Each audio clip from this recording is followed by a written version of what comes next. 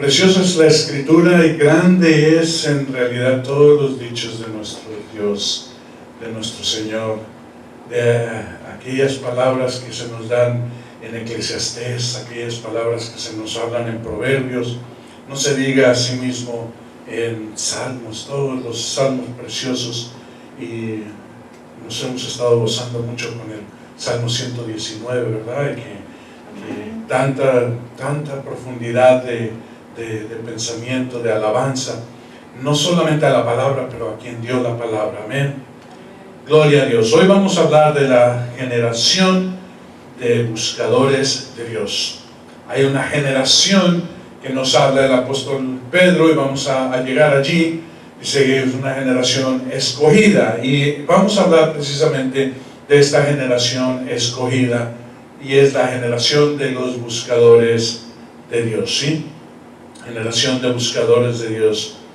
Y esto tiene que ver desde el principio, y vamos a ir a la Escritura y vemos en el libro de Génesis capítulo 4, muy al principio en la historia, se nos deja saber que Set, ¿sí?, fue alguien que el Señor trajo en lugar de Abel.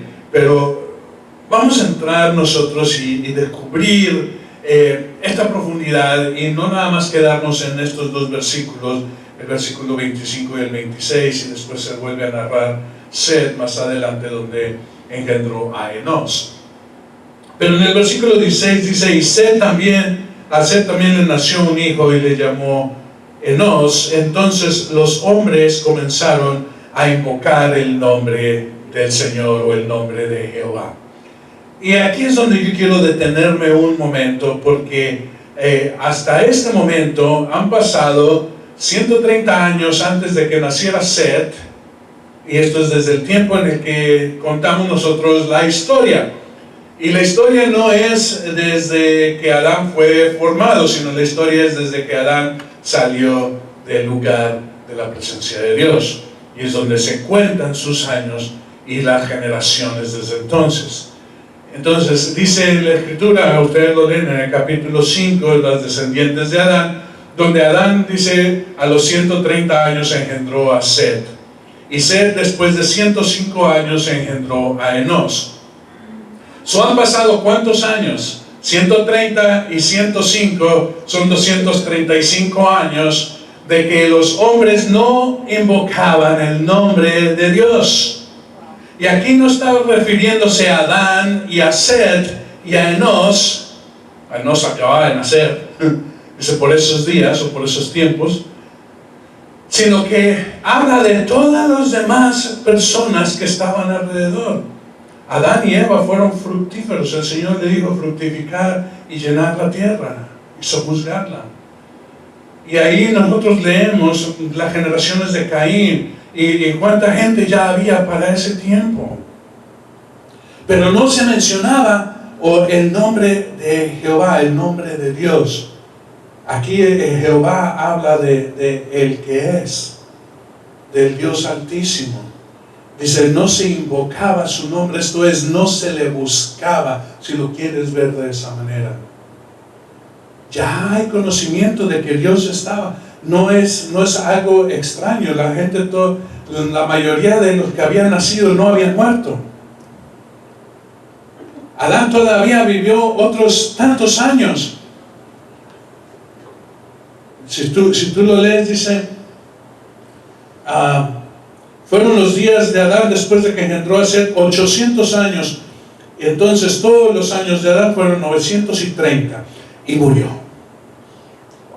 Pero al versículo 26, donde dice que los hombres empezaron a invocar el nombre de Dios, lo más seguro es que solamente Abel había muerto.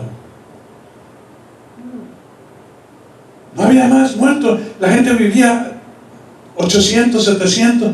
Todavía más adelante vemos nosotros a Enoc, la séptima generación después de Adán. Sí, tenía como 300 años el angelito cuando Dios lo llevó consigo, porque caminaba con Dios. Pero no murió. La muerte vino poco después. Pero el hombre no se dio a buscar a Dios.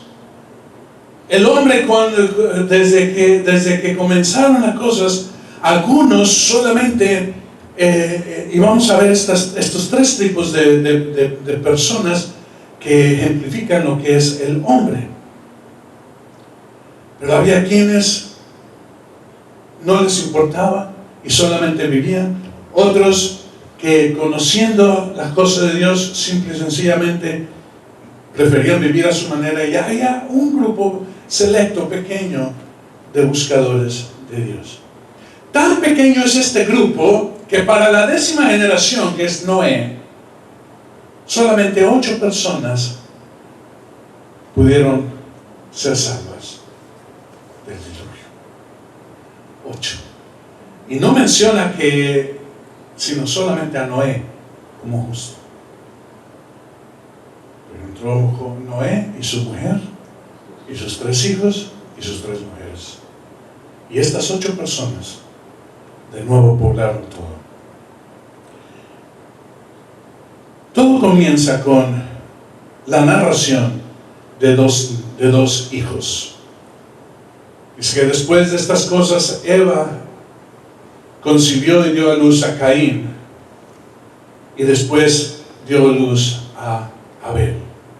Y uno fue labrador de la tierra, este fue Caín, y otro fue pastor de ovejas, y este fue Abel. Pero el camino al árbol de la vida había sido cerrado, porque dijo Dios: el hombre en su estado de desobediencia, en ese estado de iniquidad, en esa cosa que tiene dentro de él, no puede ir y tomar ahora del árbol de la vida y vivir en esa condición para siempre. Si no, es necesario que muera, es necesario que haya alguien que le redima, alguien que cumpla y pueda pasar de esa tiniebla, de esa cosa que está ahí, y llevarlo a una luz donde pueda ahora entrar fuera, o quitando esa cosa que le impide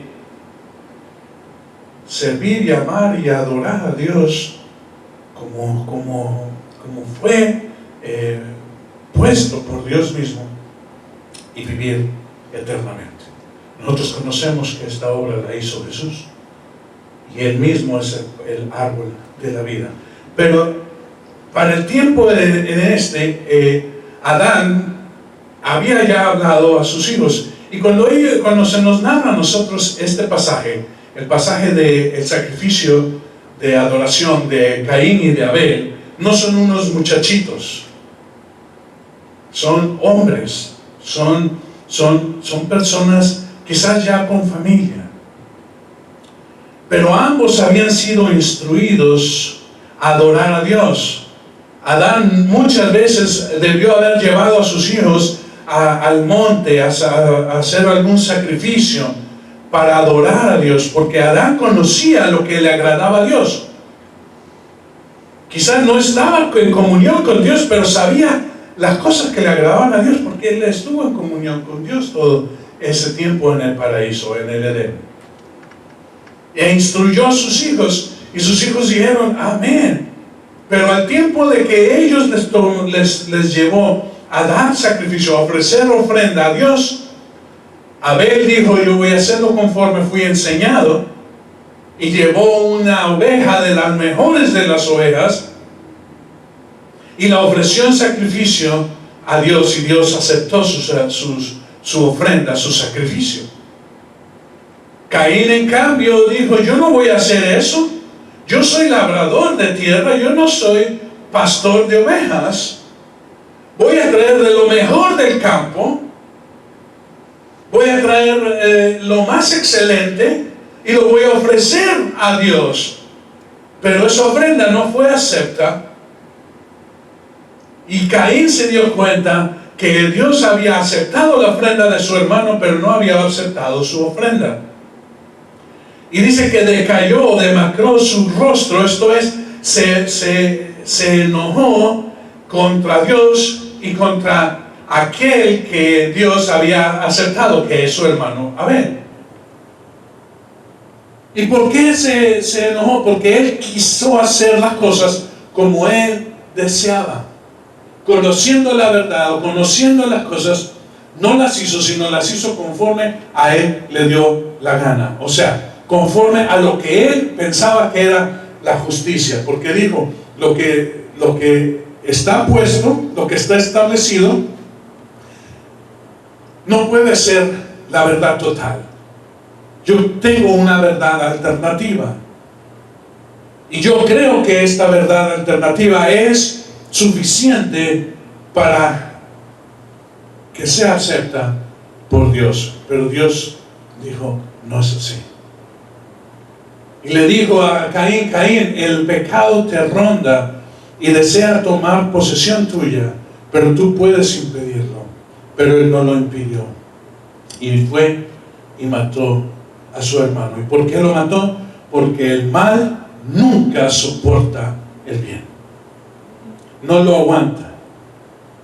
No es simple y sencillamente hacer el mal, sino los que practican el mal buscan que los que están haciendo el bien sean desbaratados, sean eliminados. Pero Abel es la simiente, y fíjate que simiente es semilla, ¿sí? Y esta semilla tuvo que ser sembrada, tuvo que morir, porque Abel es tipo de Cristo. Tuvo que morir y ser como simiente, ser sembrada, para que después en Jesucristo tuviera o diera ese fruto. Porque Abel tipifica el sacrificio, que era inocente, por hacer las cosas que honran a Dios. Y este es el principio, y estas son las cosas que se dieron. Pero dice en el versículo 25 del capítulo 24, dice que después de estas cosas conoció de nuevo Adán a su mujer, la cual dio a luz un hijo y lo llamó por nombre Set, que quiere decir sustitución. Porque Dios dijo,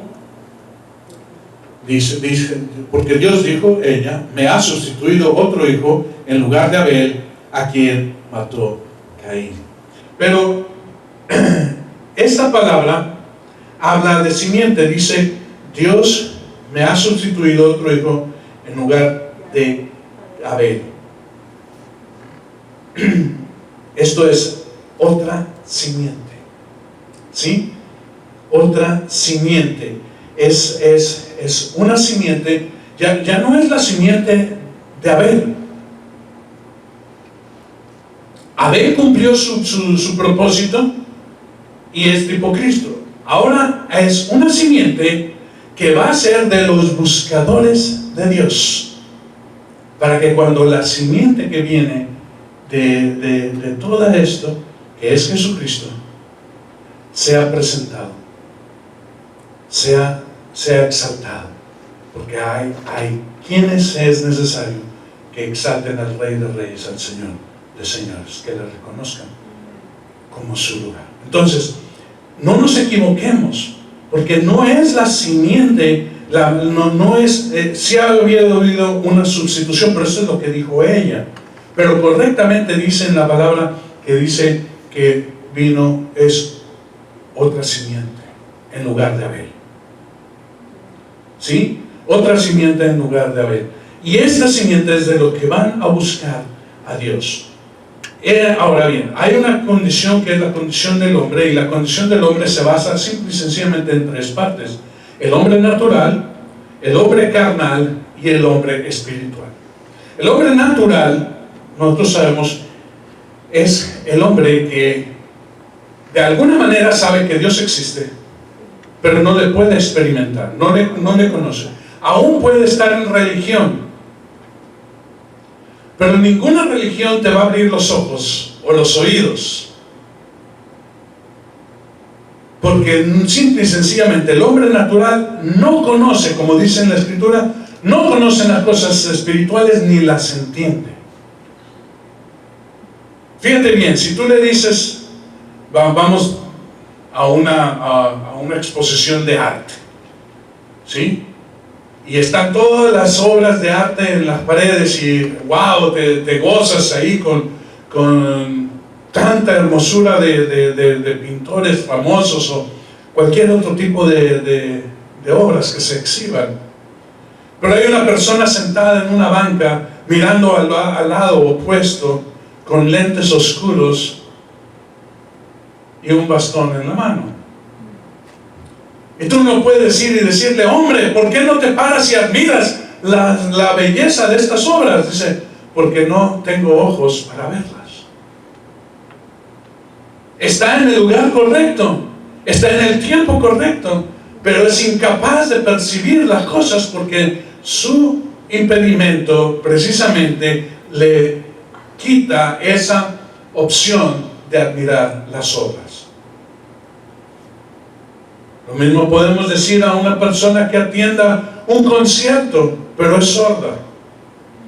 Va a ver los movimientos de los músicos sobre los instrumentos, o la persona que está cantando, haciendo y abriendo y cerrando su boca, pero no va a descubrir nunca ningún tipo de sonido, porque es sorda. Por tanto, no le podemos exigir que atienda lo que se está dando, porque no puede percibirlo como tú y yo lo percibimos. El hombre natural conoce que hay un Dios, o sabe que hay un Dios, pero no le puede experimentar. Y puede estar metido en religión o en su propia religión, haciendo y esforzándose a ser bueno, pero sin conocer a Dios. Esta es la persona mayormente que está en el mundo. Hay quienes son los hombres que son nacidos de nuevo. Y aquí están dos categorías, el hombre carnal y el hombre espiritual. Ambos han nacido de nuevo. ¿Qué quiere decir esto? Que ahora, siendo ciegos, pueden ver, siendo sordos, ahora pueden oír. Que antes que no eran pueblo, ahora son pueblo. Ahora descubren, ahora pueden percibir y conocer y disfrutar las cosas de Dios. Pero uno de ellos, el hombre carnal, ha tomado la decisión de no ir y tomar la promesa por temor y porque ama todavía el mundo donde él salió. El hombre carnal va a entrar y va quizás a ser un miembro precioso de alguna iglesia, fiel y responsable en todas las cosas, pero nunca va a ser una persona que va a llegar más allá, porque no tiene el deseo de ir más allá. Como decía algunas personas, yo prefiero ser un niño espiritual o una persona que no conozca más allá, porque no quiero que se me exija. Va a conocer de la armadura espiritual, pero nunca se la va a poner. Va a conocer los dones espirituales, pero jamás va a ejercer alguno de ellos. Va a tener conocimiento de lo que es el fruto del Espíritu, pero va a vivir en uno o dos de ellos, si acaso, y a medias. Porque no hay fuerza en él.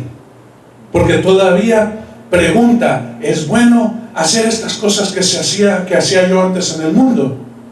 Porque todavía pregunta acerca de las cosas que ven a sus otros compañeros que son naturales, que ni siquiera han conocido a Dios, pero son arrastrados a esas cosas. No es que no sea salvo, es que es una persona carnal. En el libro de Hebreos dice claramente, debiendo haber ustedes ya conocido todas estas cosas, han regresado todavía a enfrascarse en los rudimentos de lo que es la palabra. Debiendo ser ya ustedes avanzados y conocedores y ejerciendo las cosas que Dios ha dado y tomando posesión de las promesas, viven todavía en temores, viven todavía en angustias, viven regresando vez a vez a sacrificar al Cordero de Dios. Por eso ustedes van a ver en algunas iglesias que cuando se hace el llamado para salvación, las mismas personas que hace 2 domingos pasaron, pues regresan otra vez a abrir su corazón a Cristo, como si tuviera que morir el Señor vez tras vez tras vez por ellos mismos. En el libro de Primera de Juan dice claramente: si nosotros reconocemos nuestros pecados y nos arrepentimos y confesamos nuestros pecados a Dios, Él es fiel y justo para perdonarnos y librarnos de toda maldad. No es necesario sacrificar al cordero de nuevo, pero en ellos no hay ese entendimiento, porque ellos viven en esa línea, en buscar a Dios, y se animan y entran quizás en algunas reuniones de alabanza o de esas vigilias de oración, y se animan tremendamente por 1 o 2 meses, y después regresan fríos y vuelven a buscar arrepentimiento igual. ¿Por qué? Porque las cosas del mundo son más poderosas en su vida, y viven están en la iglesia pero pensando en el mundo, y cuando están en el mundo no lo disfrutan porque saben que han sido librados ya de esas cosas, y entonces el pecado ni les sabe tan sabroso como antes, pero como quiera lo hacen y regresan de nuevo arrepentidos y tratan. Y esa es la vida de un hombre carnal. En cambio está el hombre espiritual, que también ha nacido nuevo, pero es inconforme de vagar en este vaivén de ir hacia Dios y al mundo, a Dios y al mundo, sino que él quiere rompe con esa esfera que le aprisiona, y dice: hay algo más y yo quiero buscar eso más. Y por eso nosotros cantamos: quiero más de ti, más y más. Me gusta tanto ese canto que dice: Señor, yo quiero más de ti, y después dice más, y luego dice otra vez: y más. Hermano, tú puedes tener y conocer las cosas de Dios, pero Él es infinito. Nunca te vas a saciar, nunca vas a terminar. Por eso es necesario seguir. No seas conformista. El hombre espiritual no es conformista, sino busca más. Rechaza completamente todo lo del mundo y busca a Dios, no por lo que Él da, sino por quien Él es. No busca la mano de Dios, sino busca el rostro del Altísimo. Ese es el hombre espiritual. Entonces tenemos estos 3 tipos de hombres nosotros: el hombre natural, que no conoce las cosas de Dios porque no puede conocerlas; el hombre carnal, que ha sido redimido pero sin embargo no se ha decidido; y el hombre espiritual, quien busca a Dios. Y de estos nosotros hablamos. También hay una analogía en lo que es de Moisés a Josué, y este es el pueblo de Dios mientras estuvo en Egipto, después cuando estuvo en el desierto, y ahora cuando ha llegado el tiempo de entrar a la tierra prometida. Cuando estuvo el pueblo en Egipto, él era esclavo del pecado. Simple y sencillamente había sido oprimido, había sido esclavo, había sido puesto en trabajo forzado, y sabía que habían venido de Jacob. Sabían que Abraham, Isaac y Jacob eran sus padres espirituales, patriarcas, pero no podían ni buscar, muy poco adorar a Dios, y menos haciendo sacrificios como era la costumbre de ellos hacerlo. Que deseo del pueblo hebreo, de los descendientes de Jacob, de llevar corderos y presentar adoración a Dios como lo hacía su padre Jacob, pero ellos no podían, no tenían esa libertad, eran esclavos, era un pueblo oprimido por Faraón, que les dejaba vivir. Pero déjame decirte, hermano, para el hombre natural, la vida es simple y sencillamente existir. No tiene más un propósito que alcanzar las cosas que están a su mano. Quizás un mejor puesto, un mejor trabajo, un mejor lugar donde vivir, un mejor auto que conducir, una cuenta de ahorros en el banco, algún paseo ocasional de vacaciones.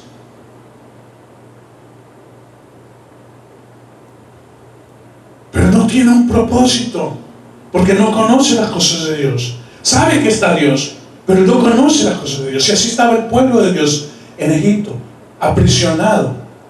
Pero Dios llamó a Moisés a rescatarlo, a sacarlo de allí.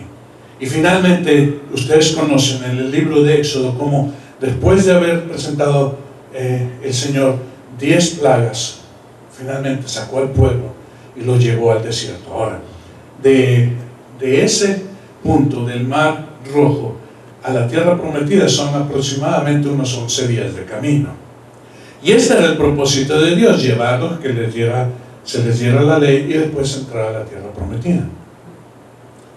Pero cuando era el tiempo de llegar a la tierra prometida, y aquí estamos hablando del pueblo en el desierto, dijeron: no sabemos qué hay allá.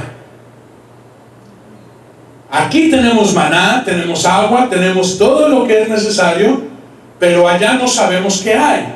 Aunque Dios había dicho que era una tierra que fluye leche y miel, y la palabra de promesa era esa. Y aunque ninguno de ellos había estado nunca en Canaán, sabían que Dios le había dado esa tierra a Abraham como promesa, porque en lo que se había dado fue escrito que Abraham recorrió la tierra y Dios le dijo: donde quiera que pisare tu pie, esto es la tierra que yo te daré por herencia, a ti y a tu descendencia. Y era una tierra fértil, una tierra preciosa, una tierra, pero ellos no conocían y dijeron: enviemos para allá, porque quizás hay algo que no sabemos. ¿Habrá fieras? ¿Habrá otros pueblos? ¿Será que es abundante en frutos la tierra? ¿Será que hay agua allá? No sabemos, porque solamente conocían 2 cosas, y ambas en el desierto, aunque un desierto había sido minimizado por el río Nilo, y este es las ciudades de Egipto, que son prósperas no porque caiga lluvia, sino porque hay un río que las alimenta. Y esa es otra historia para otro tiempo. Pero estando en el desierto, donde tampoco cae lluvia, hay manantiales. Y también había una roca que después se nos deja saber que les seguía por todo el lugar donde ellos iban y les daba agua. Esta es la peña de Oreb. Esa es la peña que sale, de donde salió agua. Y este es el milagro que seguía. De lo mismo milagro que como caía el maná en el desierto. Pero ellos no conocían, y enviaron a 12 inspectores, 12 espías, uno de cada una de las tribus, para que fuera y reconociera la tierra y trajera informe acerca de ella. Y cuando regresaron diciendo: en verdad esta tierra es fructífera. Ahí venían cargando los racimos de uvas entre 2 personas, porque eran tan tremendamente buenas. Y hablaron de tanta maravilla, y ahí cae lluvia, y hay abundancia de agua, y la miel cae, hay panales de abejas en todos los bosques, ni siquiera hay que subir por ellas, caen goteando la miel. Qué tremendo para los osos, ¿verdad? Que les gusta tanto la miel. Para algunos de nosotros que nos gusta tanto, ¿verdad? Un buen panecillo con mantequilla y miel, wow. Son papillas, ¿verdad? Que la abres ahí y le pones la miel, qué rica está. Y trajeron esto, pero 10 de ellos dijeron: pero también juntamente con todas estas buenas cosas hay gigantes en la tierra. Y no solamente hay gigantes, sino que nosotros nos vemos como insectos.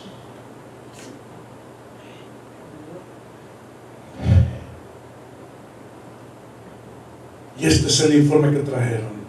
Y el corazón del pueblo dijo: ¿por qué nos sacaste de Egipto? Mejor nos hubiera sido quedarnos allá. Porque ahora nuestras mujeres y nuestros hijos serán muertos por estos gigantes que habitan en la tierra. Aquí nos quedaremos entonces en el desierto. Y Josué y Caleb dijeron, no, es una tierra buena y Dios es quien nos las ha dado.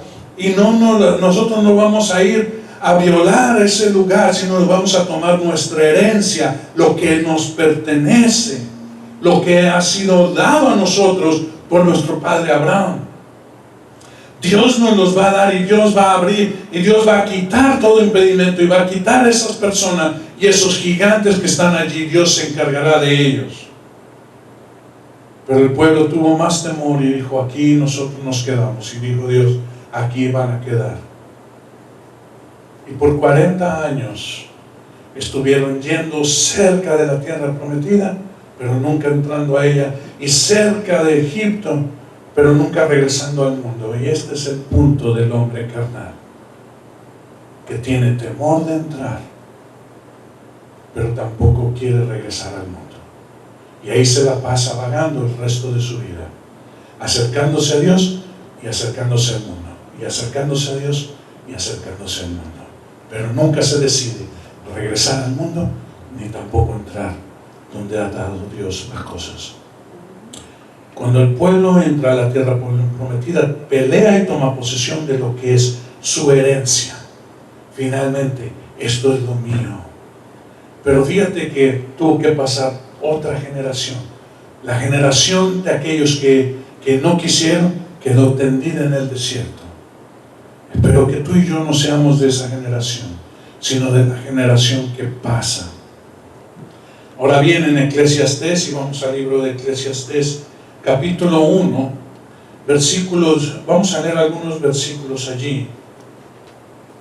El libro de Eclesiastés, no sé si ustedes han leído Eclesiastés, pero hay mucha hermosura en este libro.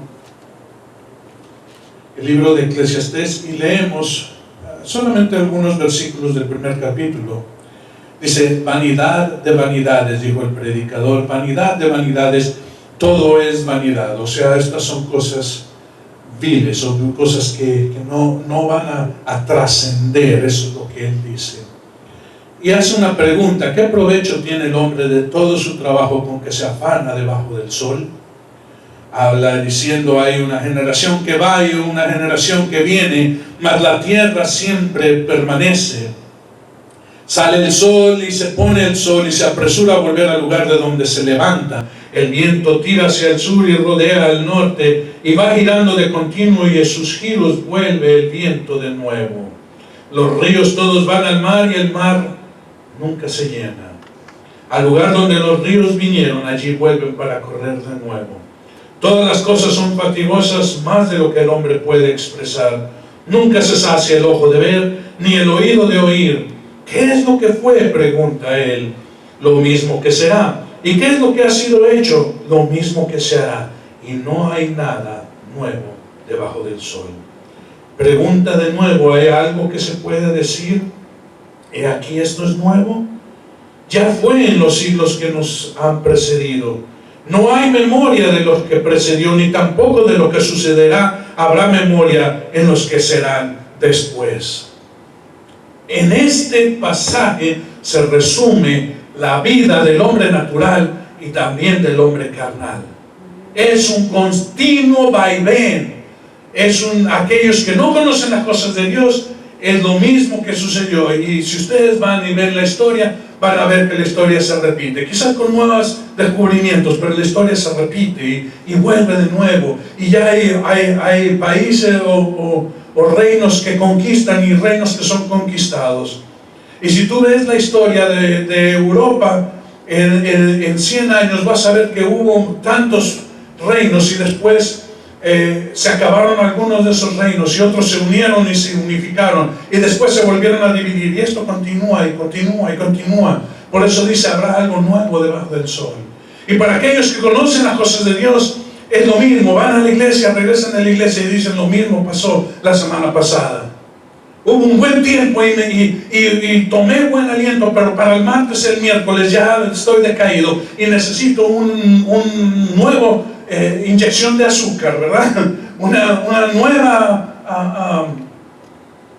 cosa que me dé fuerza para continuar, no sabiendo que el Señor mismo es toda la fuerza que tú necesitas, pero eres incapaz de decidir, de buscarlo, si no lo buscas fuera. No te atreves a ir adentro donde está la promesa. Buscas al Señor fuera. Y vas y vienes y continúas y haces memoria del año pasado y te regocijas con las cosas que se hicieron el año pasado y los logros que se hicieron, y este año se harán de nuevo. Pero tu corazón sigue igual y no ha cambiado. Tus metas siguen iguales y no han cambiado. ¿Cuántos de aquellos no hicieron promesa de hacer dieta y buen ejercicio al principio del año? Y va a llegar diciembre y enero de nuevo y volverán a hacer esos votos y se van a comprometer a bajar otra vez las mismas libras que perdieron el año pasado. Que hay algo de nuevo. ¿Se puede decir esto es nuevo? No, pero en Dios sí hay cosas nuevas. Y vamos ahora al Salmo 24. Porque esta esfera, antes de llegar allí, esta esfera donde no hay cambio, no se refiere a los descubrimientos y a las cosas, sino se refiere a los corazones. No hay cambio en ningún corazón, continúa lo mismo. Y vemos gente que nace y vemos gente que muere. Y nosotros hacemos cuenta de las generaciones y vemos que sigue lo mismo, solamente una generación nueva. No así los buscadores de Dios. Salmo 24. Salmo 24, del versículo 3 al 6.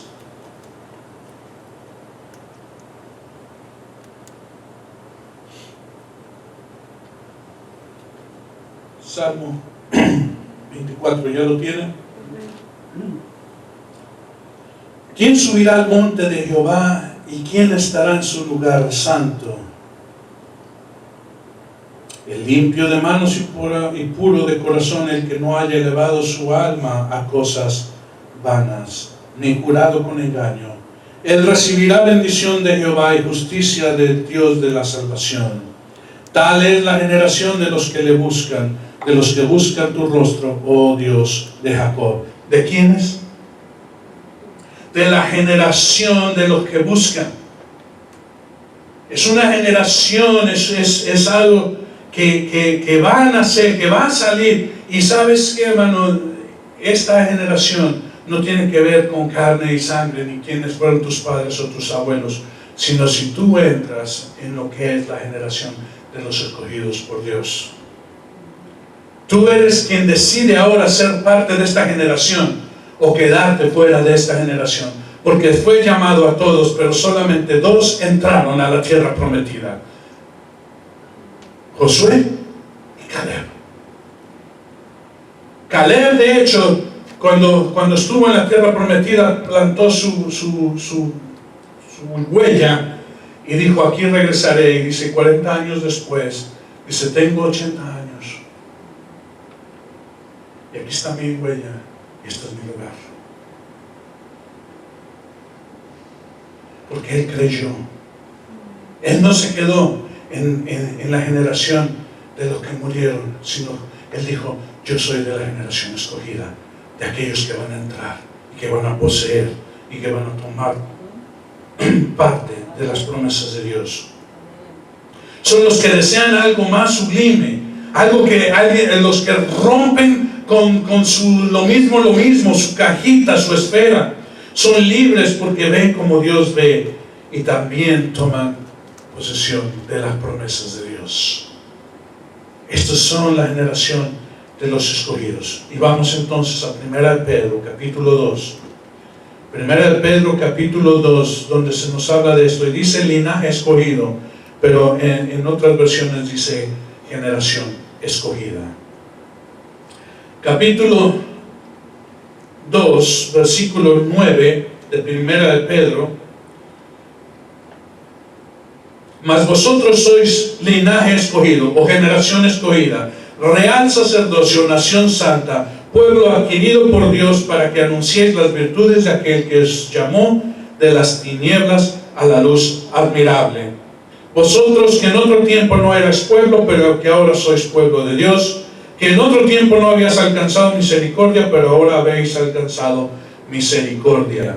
Amados, yo os ruego como extranjeros y peregrinos que os abstengáis de los deseos carnales que batallan contra el alma, manteniendo vuestra manera de vivir entre los gentiles, para que los que murmuran de vosotros como malhechores glorifiquen a Dios el día de la visitación, al considerar vuestras buenas obras. Y aquí, hermanos, se está refiriendo a aquellos que pueden pasar de ser un hombre carnal. Y no hay ninguna condenación, solamente que en ningún momento van a alcanzar las cosas de Dios. En la Escritura se nos deja saber que hay varias cosas que pueden edificarse sobre el fundamento que es Jesucristo. Y Pablo dijo: tú puedes edificar sobre este fundamento con oro, plata o piedras preciosas, o con heno, hojarasca y madera. Tú sabes cómo sobre edificar porque el fundamento nadie lo cambia, que es Jesucristo, pero las cosas que tú añades sí son las que tú puedes poner. Pero cuando venga el día de la prueba, que es con fuego, las cosas que queden darán gloria a Dios y lo demás se va a perder. Y todo lo que se pierde es heno, hojarasca y madera. Y estas cosas son las que nosotros muchas veces buscamos, pero no van a llegar a ningún momento. Porque por más dura y preciosa que sea la madera, va a podrirse, va a acabar por acabarse. Pero cuando venga el fuego va a hacer que el oro sea más puro, y la plata mejor, y las piedras preciosas hermosísimas, porque va a quitar toda impureza de ellas. Es así entonces los que hayan construido con heno, hojarasca y madera, dice, perderán todo y entrarán, pero así como por fuego. No habrá nada que mostrar. Y esto es de lo que se refiere, porque los que han sido de esta generación escogida que dice Pedro, han sido llamadas de tinieblas a la luz. Hay quienes no quieren entrar en esa luz. Han salido de las tinieblas, pero no han querido entrar a la luz. Están en ese limbo. Y están como que voy al sol, pero ¿y si me quemo?